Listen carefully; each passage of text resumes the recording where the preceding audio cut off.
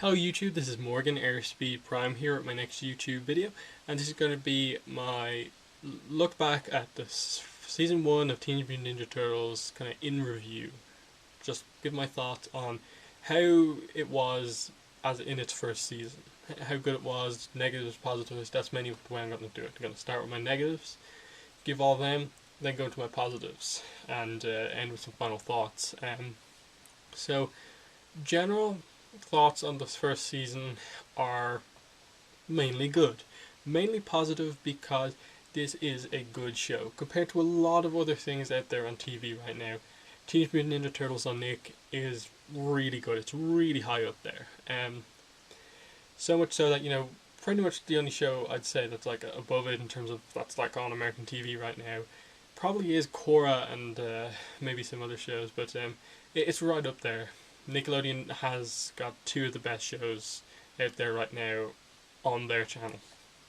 Um, Mainly, I think there's huge positives to take from the season in terms of making Teenage Mutant Ninja Turtles fun again and stuff like this. I think they chose the right time to reboot it. They chose the right style to reboot it in. Um, and I think a lot of what I'm going to say in terms of positives and negatives are going to focus on.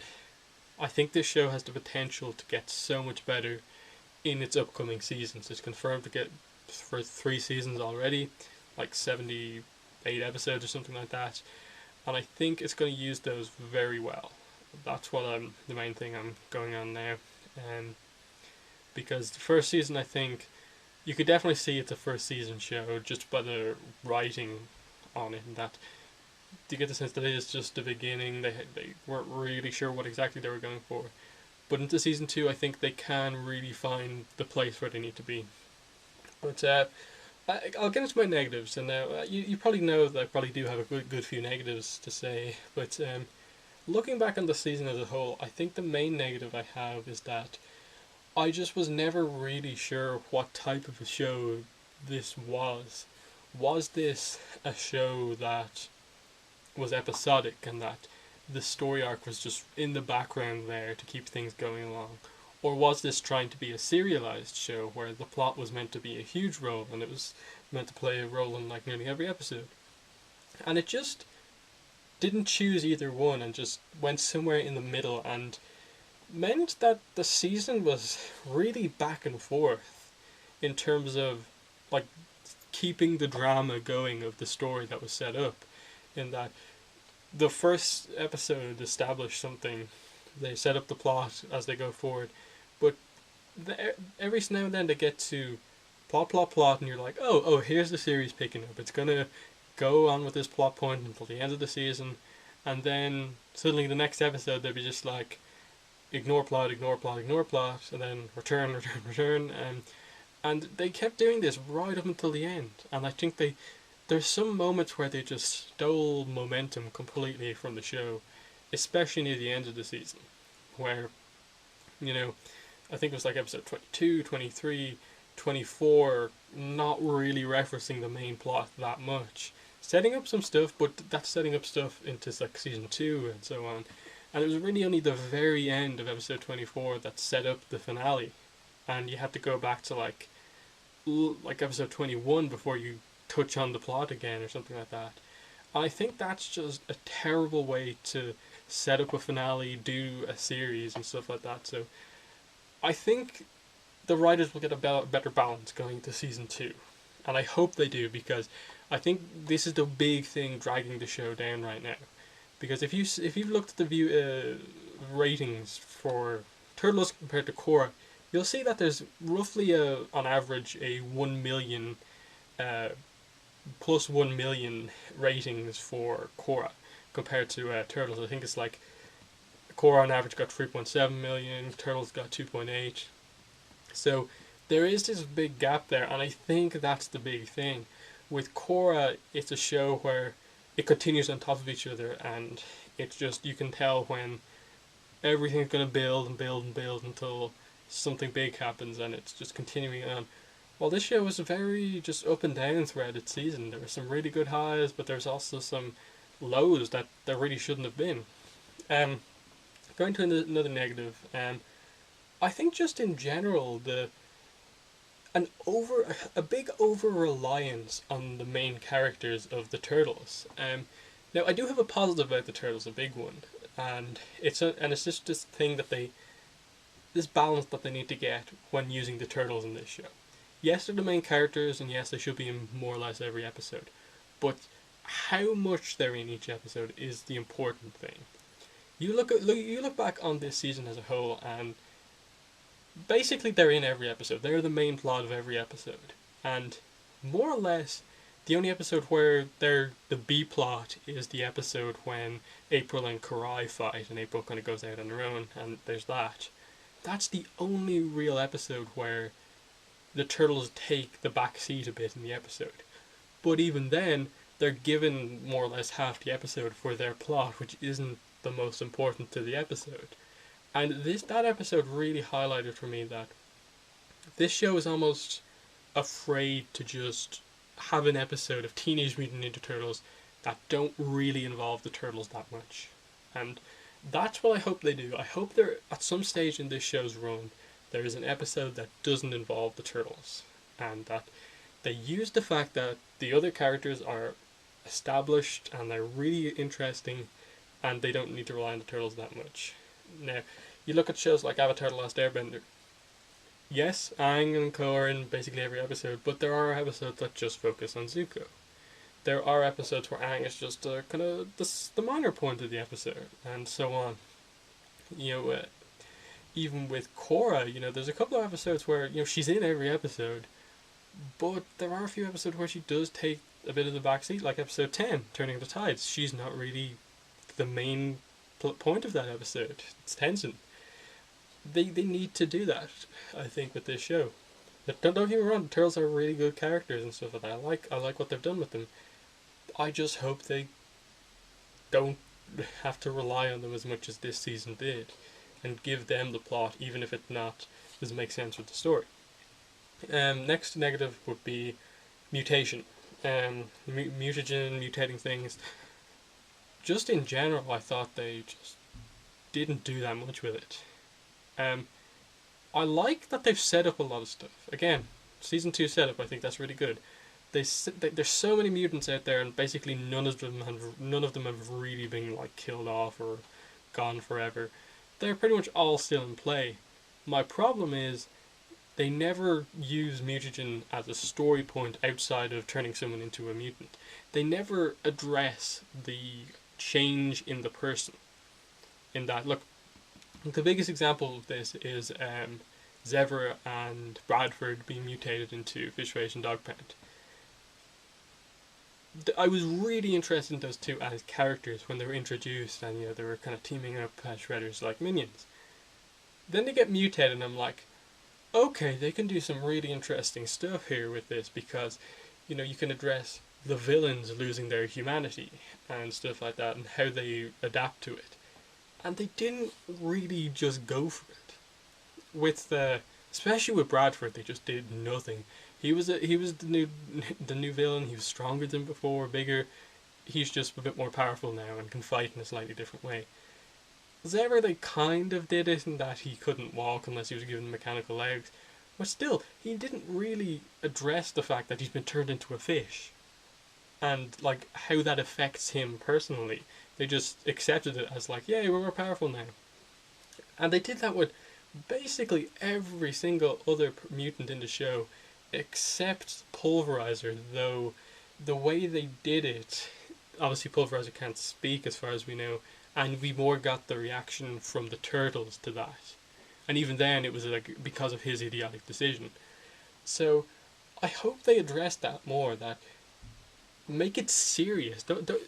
This show obviously is aimed at kids, but make it serious when you have someone losing their humanity because of this mutation sort of stuff. They're at the stage now where they could just toss around mutagen all next season, and I wouldn't bat an eyelid at anyone getting mutated. They need to address that, I think, and show that something serious can come of this. I think they're going to do it with the Pulverizer and stuff like that, but they haven't done it yet. Another negative about the Turtles, I think, is that while they did some good stuff with them as a group, individually, I think they didn't really make you crazy emotionally invested in each one of them individually. Yes, they're the main characters, you do care about them. The show does set that up well, but none of them go through anything incredibly big that like anything big or incredibly emotional in this season. It's all just addressing their main character aspect and doing something little with it. With Raph, he's angry, so they address the fact that he needs to become more level-headed, and they do that a bit. Mikey's a bit not really all there, and a bit of an idiot sometimes. And they have a few episodes where he becomes a bit more serious. Donnie relies too much on his head, so they have a few episodes where he has to be more instinctual. Leo's the leader and has to learn to be the leader. They do that, yes, but there's no character like arc for them, and I don't think they even needed to do anything, but it just meant the Turtles never had this emotional character arc where you really just they went from being the hero characters to being the hero characters you absolutely love because they've gone on some sort of journey. Even like Splinter, though he didn't get much development, just because they gave him a personal story of revenge against the Shredder, you felt almost more for him than the Turtles. And because April had this thing with her father, and then becoming a Kunoichi, and the kind of rivalry with Karai, you felt more for her than the Turtles because there was that emotional connection. With the Turtles, they're kind of, in this series, just the heroes, and they address the standard things for each of the characters, who they are, and stuff like that, and as a group. So I think they just need to do a little bit more with them, in each individually, do something more serious with them. And I think they could have done it at the end of this season. They could have made Leo's sacrifice whole arc thing in the finale so meaningful if at the end he goes down with the Technodrome and he doesn't immediately resurface. He's still in there, but at the end of the season, like, the Turtles think they've lost their brother, Splinter thinks he's lost a son, and then they cut to the Technodrome lighting up, and maybe like zoom in and like hear Leo's voice or something like that, screaming or something like that. And you know that, oh, he's still alive, the Technodrome's fine, he's probably going to get out at some stage.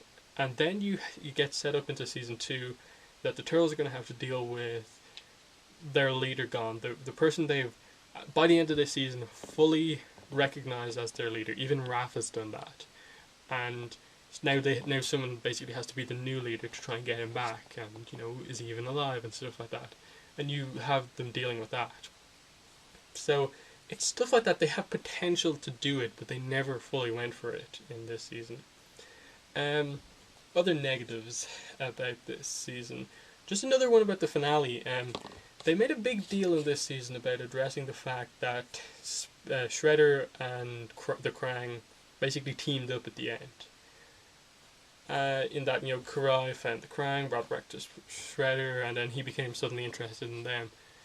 But then, I almost forgot about this when actually reviewing the finale, and I didn't mention it in my review, but they don't really address the fact that the two are working together. It seems so separate, despite the fact that there is a kind of alliance there. Like, Shredder was kind of working with them, but not really. Like, he doesn't get anything really from the Krang, from what I can see, because he's focused so much on Splinter. And like nothing, you don't see anything really with the Foot Clan or Dog Pound or Zever. The only time I think you see either of them helping each other out is that Karai captures April and brings her to the Krang. So that's the only hint of a team up by the end of this season.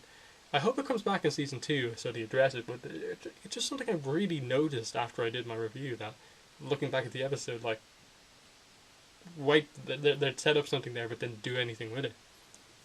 So they're my negatives. More or less that's all of them I have. So going into some positives. Animation. This show is really well animated, actually.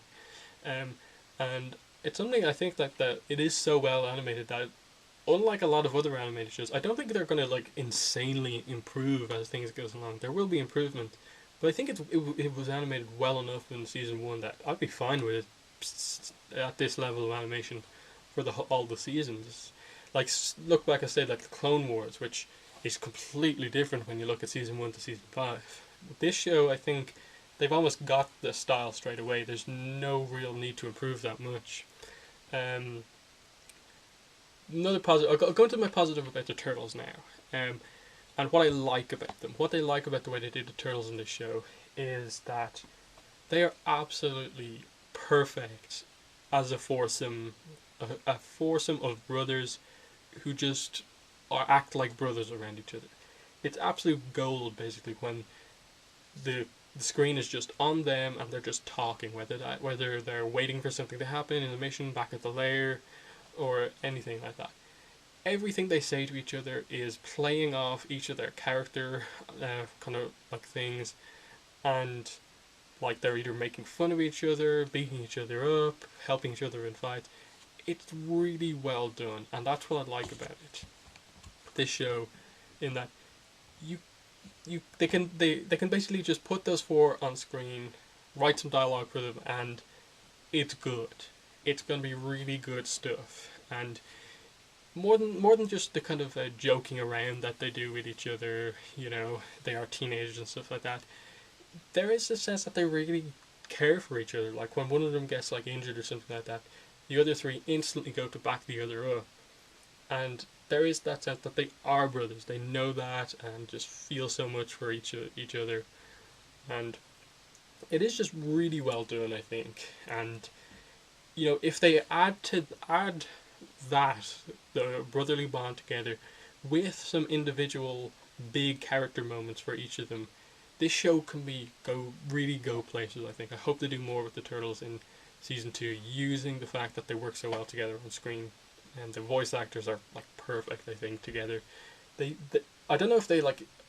I haven't really kept up with the behind the scenes much on this show, but I really do wonder, like, do they actually, all the voice actors for the turtles, record in a booth together, or are they separate? Because if I found out that they did it all separately, I'm just like, wow, that's impressive the way the animators kind of brought that together on screen. Then it's really good stuff.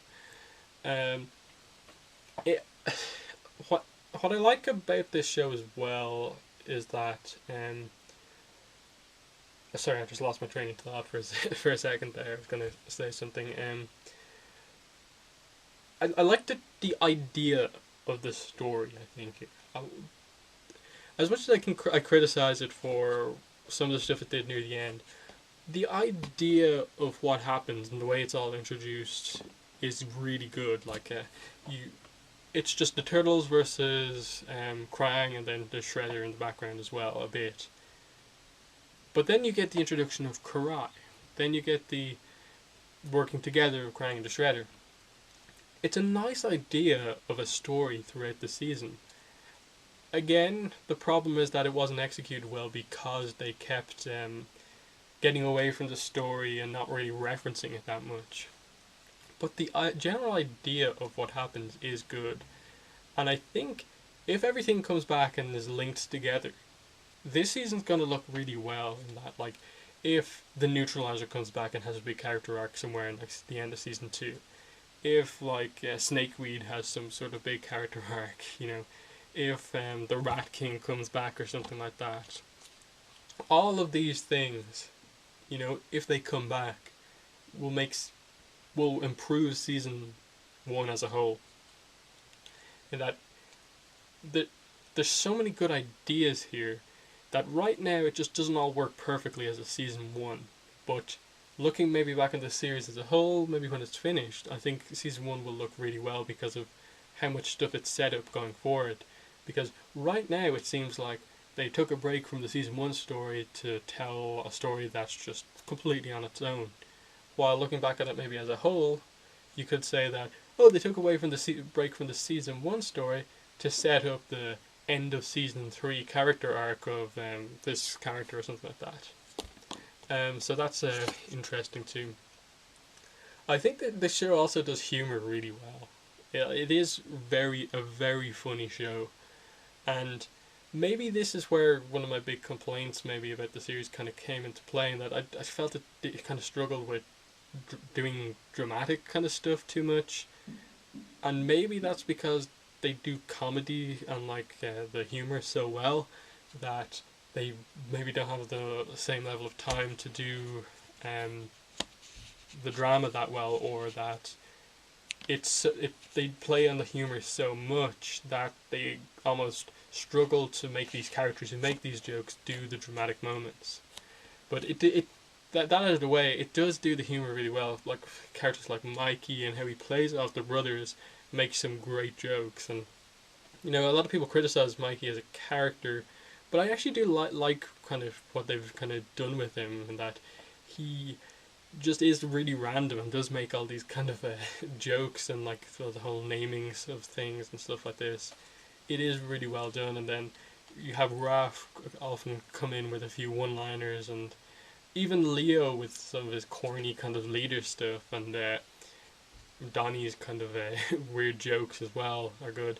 And then Splinter is also incredibly funny around the turtles, because they respect him so much and they expect him to be like super serious around them for the most part. But then he just makes a joke. He just like sweeps their legs out from under them and like makes a joke. There is really good humor here, and if they can balance the humor well with the drama, I think going forward, I think this is going to be a really really good show. Are there any other main positives I have to say about this show? Oh, one of the biggest ones actually. The way this show does the other characters.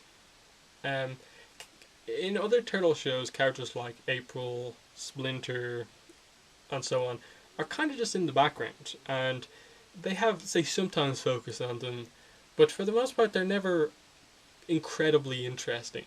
I think with this show, one of its huge strengths is that April is my favorite character in this show. I think that is a huge thing to say. I love the turtles. As I said, I love Leonardo. He's my favorite turtle. But I'd be lying if I said that he's my favorite character in this show. April is, because, as I said, I connected more with her story because there was a level of emotion in it. And one, amazing voice actors, Mae Whitman, voice of Katara, and the way the voices are so similar. Yet at the same time, as I said in my reviews, the only time I actually really specifically went, that's Katara, were the first two episodes, just hearing her as April for the first time, and then the last episode when she said a line that sounded similar to something Katara said. So that was cool, just having that voice actress that I like in there. And the character as well was just really interesting, because they made her important. They specifically actually say that she's important to the Krang, and they make a reason for the turtles to protect her, and a reason for her to kind of be trained as a ninja to protect herself and stuff like this. And then the way that she becomes a part of the group so well, because they feel sorry for her with what happens to her father, and the way that's set up in the first episode and it plays out throughout the whole thing. And then, as I said before, you have her emotional character arcs of becoming a kunoichi and stuff like that, and then dealing with the loss of her father, and then getting him back, and all this sort of stuff. And then you play on the fact that there is a little bit of a rivalry between Karai and April. So I'm very interested in her. Like, while with say like Avatar: The Lost Airbender, you look at one of the most interesting characters of say like Zuko or Aang, and you really want to watch the show to see their development throughout the whole show, and that they set it up pretty early on. With this show, the turtles haven't really been set up like, I can see where I can see where, say, Michelangelo's gonna be in like 3 seasons. Is he, right now all I can imagine is him being the exact same, maybe a little bit more serious. That's not much of a character arc. But with April in like 3 seasons, I can see her being a very skilled kunoichi, and being maybe not on the same level as the turtles because they've been training for longer than her, but a valuable member of the team. And I can see where she's going to go and develop into. And that's what I like. Splinter is very interesting in this show too, because again, they play him differently to maybe some other um, shows, but he's interesting because he does have that, as I said, that sense of humor. He has that vendetta against the really personal vendetta, stuff like that, against Shredder. And I like the fact that they kind of didn't play on it too much. You know, I felt April needed to be in the forefront a bit more, but I felt they played on a kind of perfect amount with Splinter referencing in like random episodes the picture of his like wife and stuff like that and daughter, and then playing that into the finale and setting it up into season 2. I think they did his arc in this season really well, and he's fascinating to me going into the next season. And then Karai as well, they played it up a bit differently as well. I thought she added so much to the series when she was introduced, as because I felt Dog Pound and Zevra were getting a bit stale as the villains apart from Shredder and the Krang. So adding her made things very interesting, I think, with the whole thing with Leo, Raph, and then April. But yeah, that's my main, I think, review. They're my negatives, they're my positives. Overall, I'll say, you know, I always put things into perspective. I am more positive about this show than negative. I think it has so much potential, and when I think a show has potential, I can always say that I liked the early stuff on, because I think it's going to do a lot with what has been set up in this first season, and the first season is good. And I think the best way to describe my general feelings on this show are that I want to buy the DVD, and when I can say that about a show, I think that's all the recommendation anyone needs. That's all you need to know about my thoughts on the show. That he's willing to buy the DVD. He likes this show, despite any flaws that I've already said. So yeah, I hope the UK Irish release gets a full like season set, because I would get that, sit down and watch it, and if it has some extras on it, all the better. So there's my review of season 1 of Turtles. I will, just to confirm, I will be continuing to review Turtles episodes in between going into season 2. So more or less you'll see me doing reviews of Korra and Turtles. They'll be my like 2 main things, because I don't think there's I don't know when Transformers Prime is airing its movie thing, so we'll see what happens. But thanks for watching this video, and bye.